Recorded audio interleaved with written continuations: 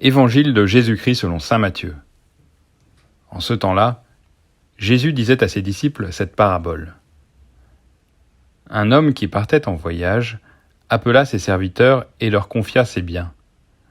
À l'un, il remit une somme de 5 talents, à un autre 2 talents, au troisième 1 seul talent, à chacun selon ses capacités.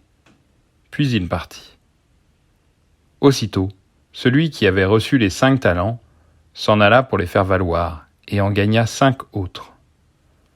De même, celui qui avait reçu 2 talents en gagna 2 autres. Mais celui qui n'en avait reçu qu'un alla creuser la terre et cacha l'argent de son maître. Longtemps après, le maître de ses serviteurs revint, et il leur demanda des comptes.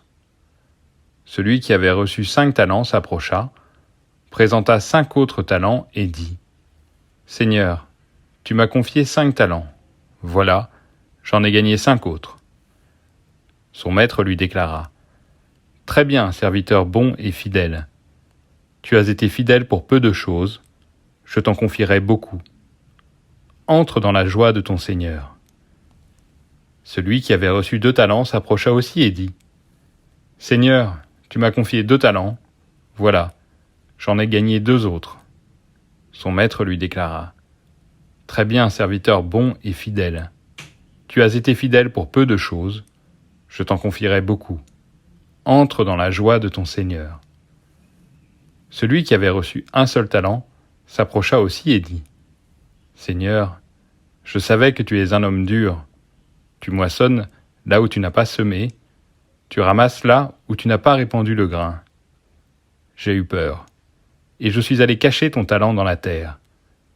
Le voici, tu as ce qui t'appartient. » Son maître lui répliqua : « Serviteur mauvais et paresseux, tu savais que je moissonne là où je n'ai pas semé, que je ramasse le grain là où je ne l'ai pas répandu.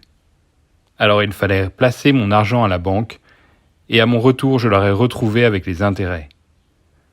Enlevez-lui donc son talent, et donnez-le à celui qui en a 10. Car à celui qui a, on donnera encore, et il sera dans l'abondance. Mais celui qui n'a rien se verra enlever même ce qu'il a. Quant à ce serviteur bon à rien, jetez-le dans les ténèbres extérieures. Là, il y aura des pleurs et des grincements de dents. »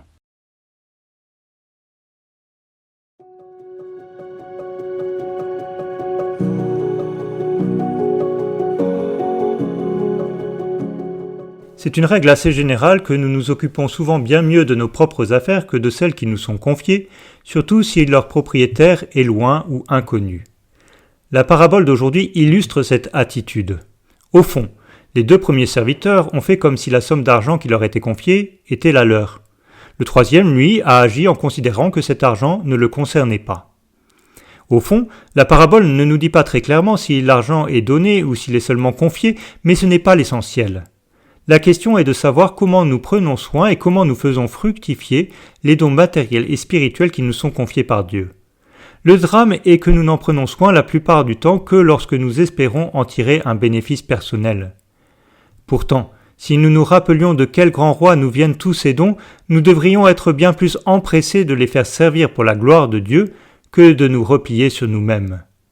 Alors nous pourrions aujourd'hui repérer un don que le Seigneur nous a confié et voir comment nous pourrions le mettre à profit au cours de cette journée.